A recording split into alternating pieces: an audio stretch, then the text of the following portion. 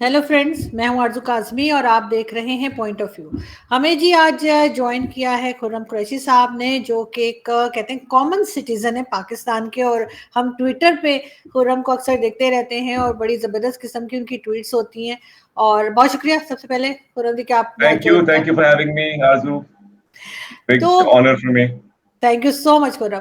तो खुरम, आप ये बताइए कि एज अ कॉमन सिटीजन, जैसे आप ने कहा कि मैं यही बताऊं, तो क्या समझते हैं आप कि सबसे पहले ये कि फेलियर क्या था इमरान खान का? वैसे तो हर गवर्नमेंट ही 5 साल से पहले चली जाती है, पाकिस्तान में कोई भी कंप्लीट नहीं करता, लेकिन क्या चीज ऐसी आप समझते हैं कि जो सबसे बड़ी बनी, या कई चीजें ऐसी हो सकती हैं जिससे कि इमरान खान की गवर्नमेंट में आप कह सकते हैं कि लोग काफी उनसे नाराज हैं और उनको इस तरह से हटाया गया या उन्हें हट जाना चाहिए था? Thank you for the question.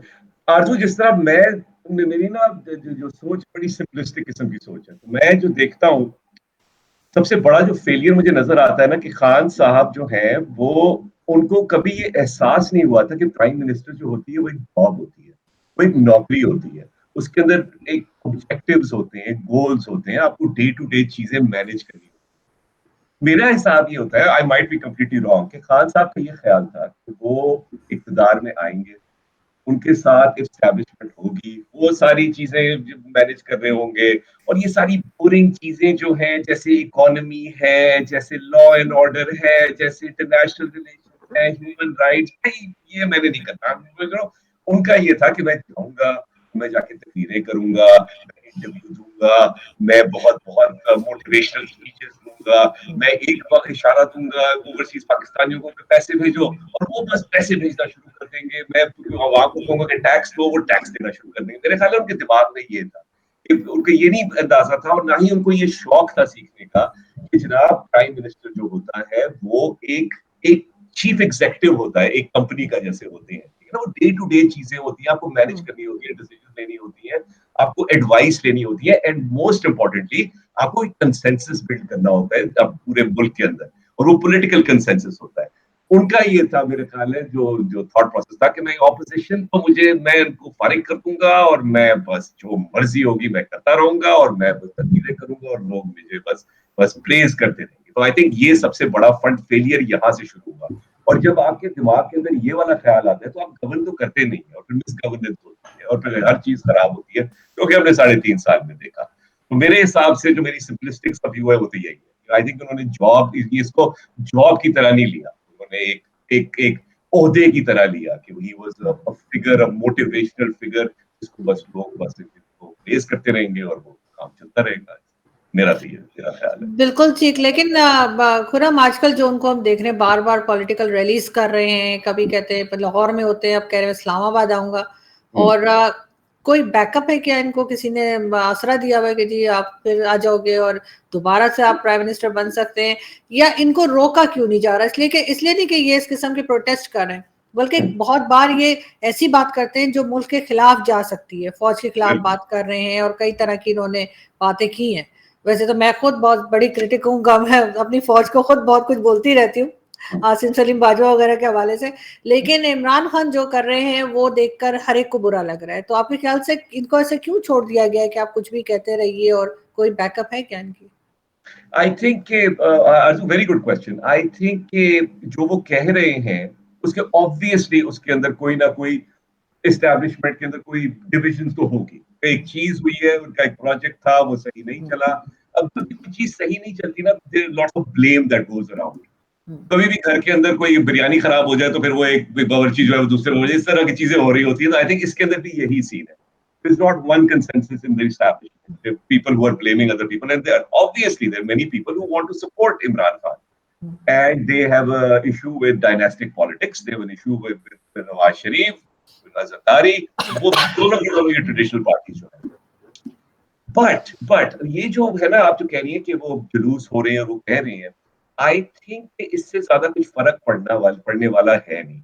और जिस तरह ये हमारे जो ये मैं अब लफ्ज इस्तेमाल करता हूँ, आई होप ये माइंड ना करे, यूथिया जो लोग, हमारी कौम जो है, वो समझती है कि ये रैलीज करके और ये जलसे करके और लॉन्ग मार्च करके ये इक़्तिदार में वापस आ जाएंगे, तो ऐसा नहीं होगा।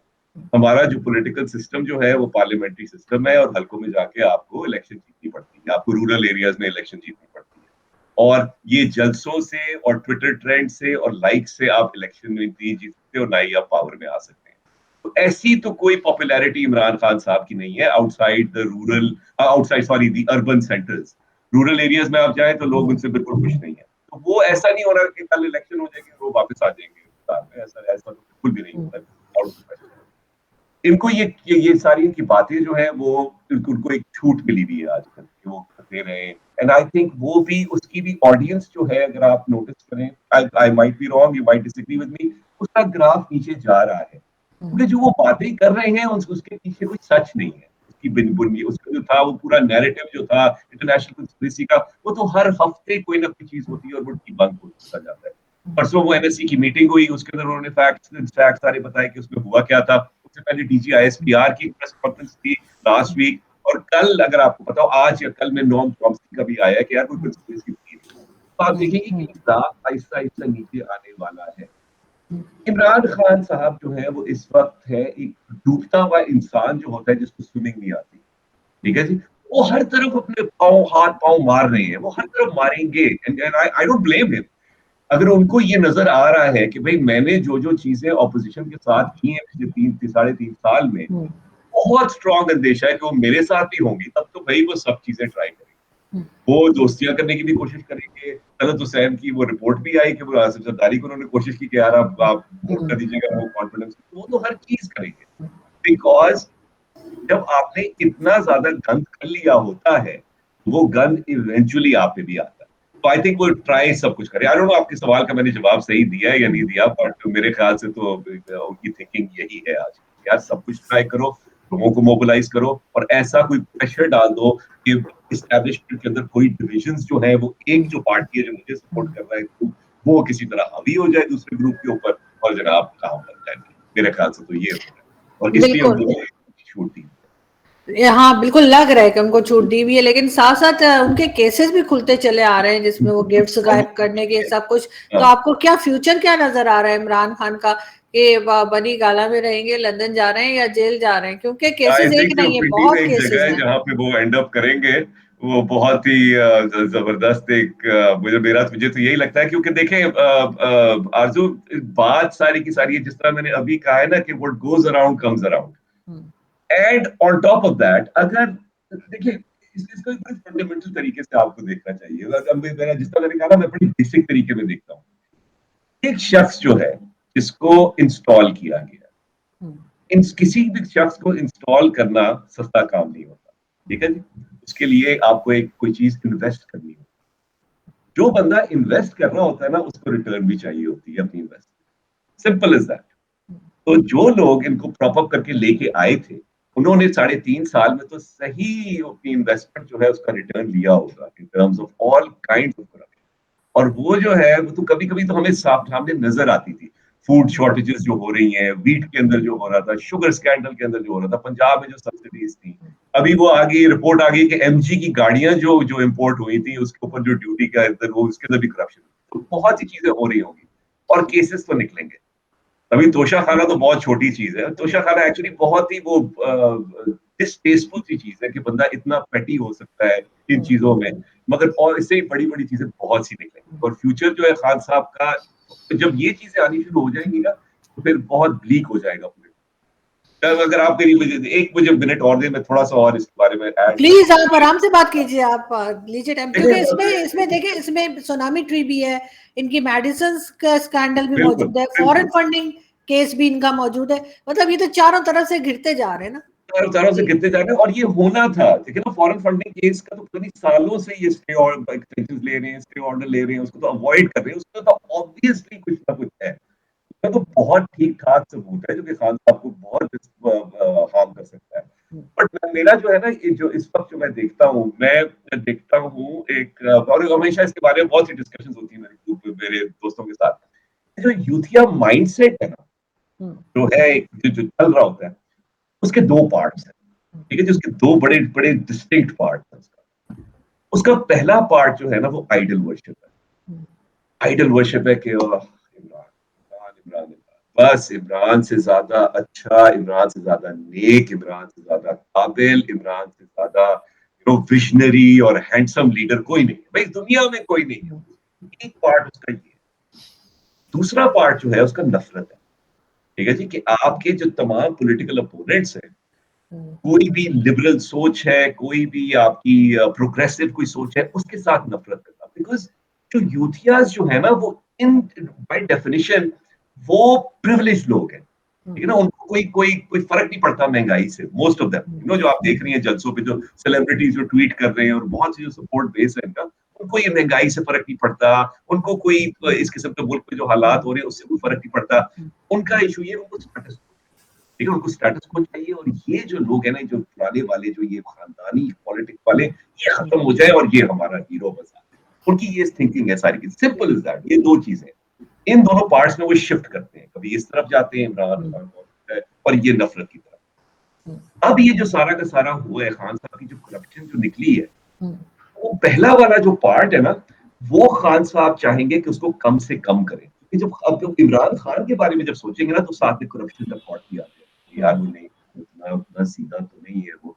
अब खान साहब का सारा फोकस ये है कि उनका दिमाग रखें फॉरेन कंस्पिरेसी पे। ये जनाब है चोर डाकू है, और ये बहुत, ये मुल्क के साथ जो है ये साजिश हुई, यहाँ पे वो लेके आ रहे हैं। And that is a very deliberate effort on his part. ये बड़ी जबरदस्त, he is a very good communicator, ये तो मैं देता हूँ, बड़ी क्रेडिट देता हूँ उनको। वो ये चाह रहे हैं कि सारा का सारा फोकस इस तरफ रहे।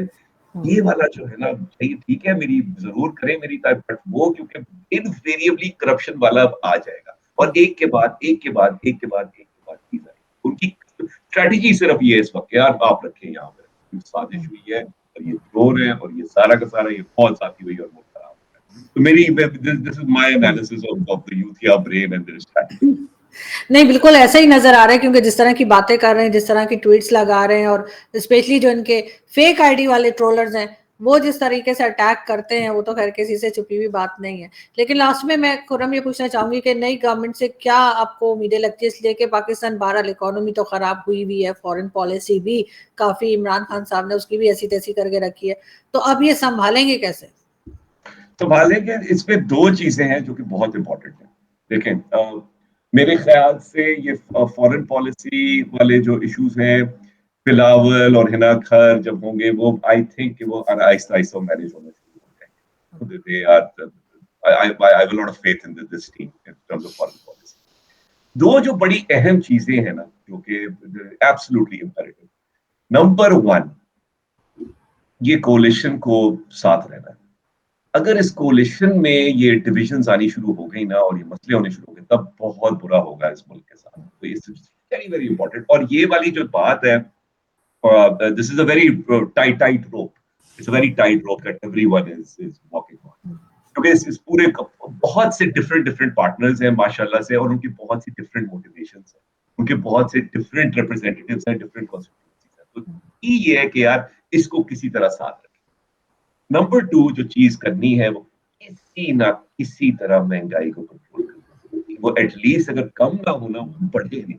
हाँ, बढ़े नहीं। की इस वक्त बाकी सारी की सारी चीजें जो है, हमारा करंट अकाउंट डेफिसिट, हमारा trade deficit, a lot of things get taken care of जब आप महंगाई की ट्रैजेक्टरी को ना थोड़ा सा, दैट इज द की।